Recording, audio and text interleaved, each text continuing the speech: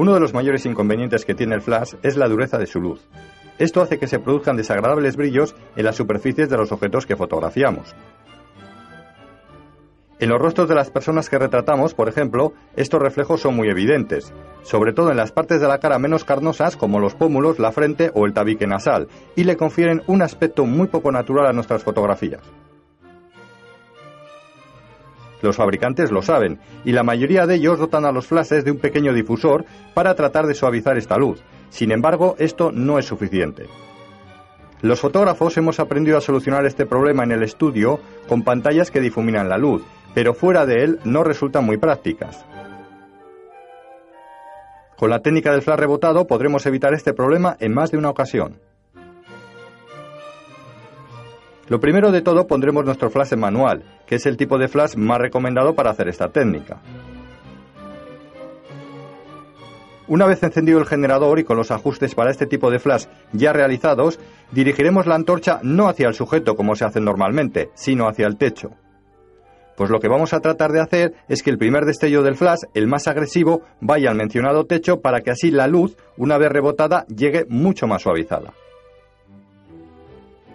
A la hora de ajustar el diafragma habrá que tener un especial cuidado. Lo buscaremos teniendo en cuenta la distancia que recorre la luz, que ahora en vez de ir directa al objeto, sube al techo para luego bajar, recorriendo de esta forma más metros.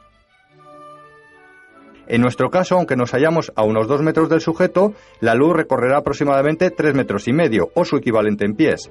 El diafragma que ajustaremos entonces será en relación a esa distancia y no a la otra. Los flashes modernos, cuando levantamos el reflector, eliminan automáticamente la información en metros o pies, por lo que el diafragma lo buscaremos antes de hacer esta operación. Para hacer flash rebotado, lo mejor es emplear un fotómetro de mano que mida la luz de flash, es decir, un flashímetro. Con él obtendremos los valores exactos de exposición sin necesidad de aventurarnos en cálculos. Si no disponemos de uno, no hay que desanimarse. Con un poco de práctica se consiguen también muy buenos resultados. Además, si tenemos cámara digital, una vez realizada la fotografía, podremos comprobar qué tal nos ha quedado y, si no es de nuestro agrado, variar el diafragma en una nueva toma. La técnica del flash rebotado es ideal si te gustan las luces suaves a la hora de iluminar los motivos. Si la realizamos en interiores es preferible que el techo sea blanco y a la vez uniforme, lo mismo que la pared, si decidimos rebotar sobre esta. Para poder hacerlo necesitamos un flash cuyo cabezal pueda girar o si no desplazarlo del eje de la cámara. Este tipo de iluminación produce otro efecto añadido aparte del de suavizar la luz, y es conveniente colocar un reflector o cartulina blanca al otro lado del objeto para rebajar, si así se desea, el contraste lumínico que se va a crear. Ese mismo reflector nos va a facilitar realizar esta técnica en exteriores o en lugares donde no dispongamos de un techo blanco. Una precaución: tanto si decidimos rebotar al techo como a la pared, deberemos tener mucho cuidado con el ángulo de orientación de la antorcha. Si lo colocamos para que el haz de luz golpee justo por encima del objeto, la luz caerá más atrás de él y no lo iluminará.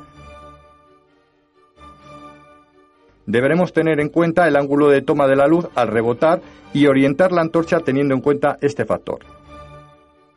Haciendo que el haz de luz golpee antes de la posición del motivo, no tendremos problemas. Como os hemos dicho anteriormente, esta técnica también evitará esas molestas sombras que proyecta el flash.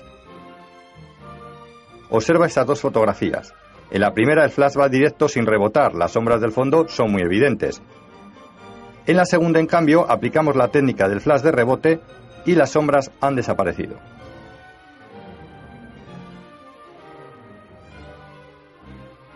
Estamos sin duda ante una de las técnicas más interesantes del flash, que de nuevo nos van a ayudar a entender lo importante que es saber manejar este aparato en fotografía. El flash de relleno se utiliza principalmente en dos tipos de situaciones muy concretas. Cuando tenemos un objeto o persona a contraluz, es decir, de espaldas a la fuente de luz, o cuando el sujeto, al no estar de espaldas, está recibiendo luz, la cual puede ser muy tenue y se desea rellenar, o muy dura y las sombras que produce se desean suavizar. Vamos con el primer caso.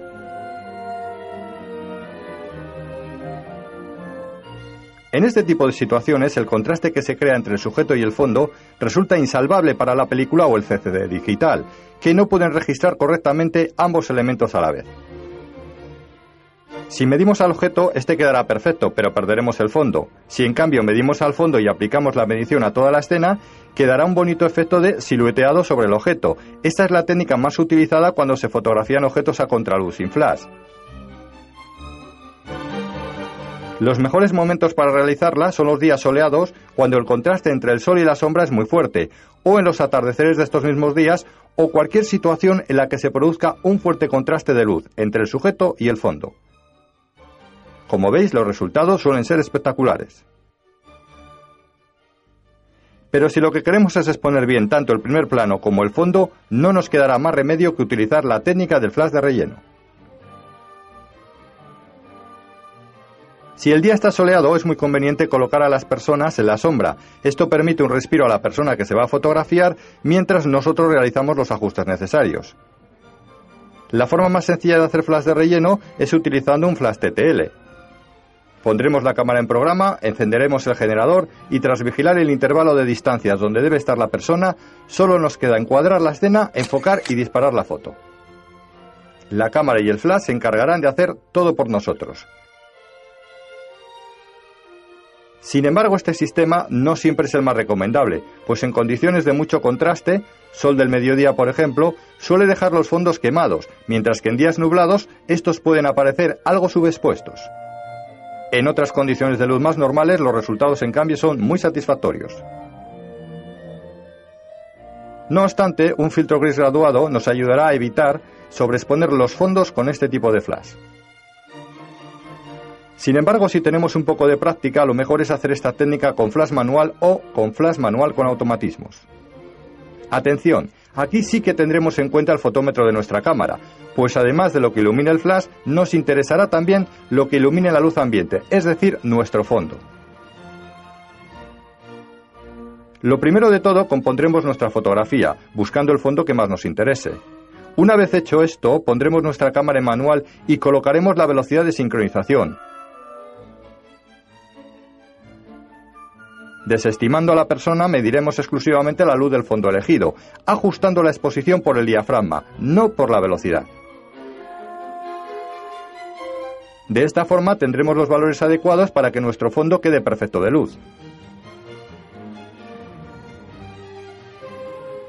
Una vez hecho esto, encenderemos nuestro flash. En la pantalla aparecerá el diafragma que habíamos colocado al medir nuestro fondo. Si no es así, lo buscaremos nosotros. También aparecerá una distancia en metros o pies, que no es otra cosa que la distancia a la que tenemos que situarnos de la persona a fotografiar. Si lo hicimos con flash manual, aparecerá una única distancia. Y si lo hicimos con flash manual con automatismos, más recomendable, aparecerá un intervalo donde colocar a la persona.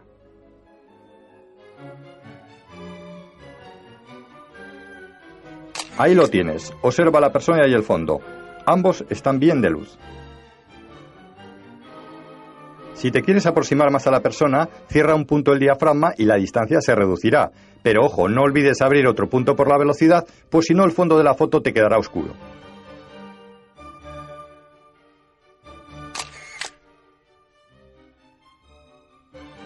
Si tienes un flash que te permite ajustar la potencia, esta operación te será más sencilla.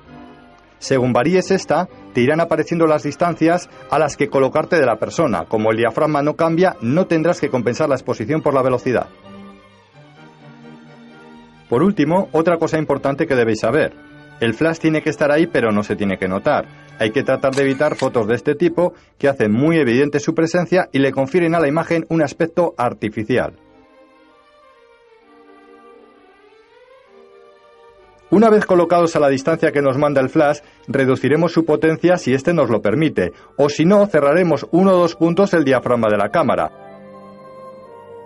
Al hacer esta operación en nuestro flash es posible que aparezcan nuevas distancias, sin embargo, nosotros no nos moveremos de la posición inicial, el resultado será otro.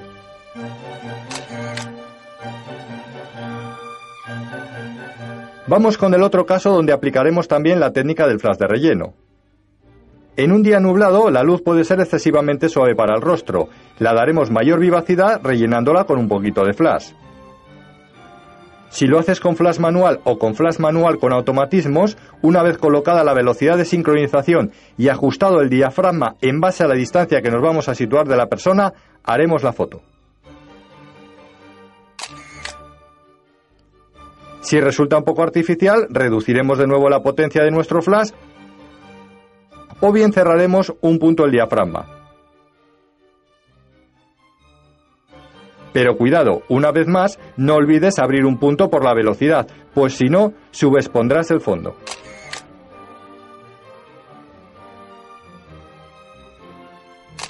Mira ahora tras compensar la velocidad.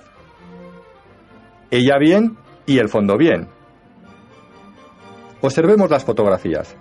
La foto sin flash no ilumina convenientemente el rostro, lo muestra muy apagado. La foto con flash lo reaviva en exceso. En la foto con flash compensada, el rostro aparece bien iluminado y mucho más natural. Si trabajamos con flash TTL, actuaremos de esta forma también. Algunos de estos flashes permiten reducir la exposición con los EVs, valores de exposición. Cada EV que reduzcas en tu flash es como reducir un punto en la exposición, pero se reduce la potencia del flash, por lo que no hay que compensar por la velocidad. Con el flash TTL también podemos suavizar las sombras que caen sobre un objeto o una persona en un día soleado. Pero aquí hay que tener cuidado en una cosa. La luz del flash se impone a todo tipo de luz, sin embargo a la luz solar se suma, creando ligeras sobreexposiciones en la imagen. Para evitar esto, una vez colocada la velocidad de sincronización o menor y situados entre las distancias que manda el flash, antes de disparar reduciremos directamente un poco la potencia de este, tal y como hemos aprendido.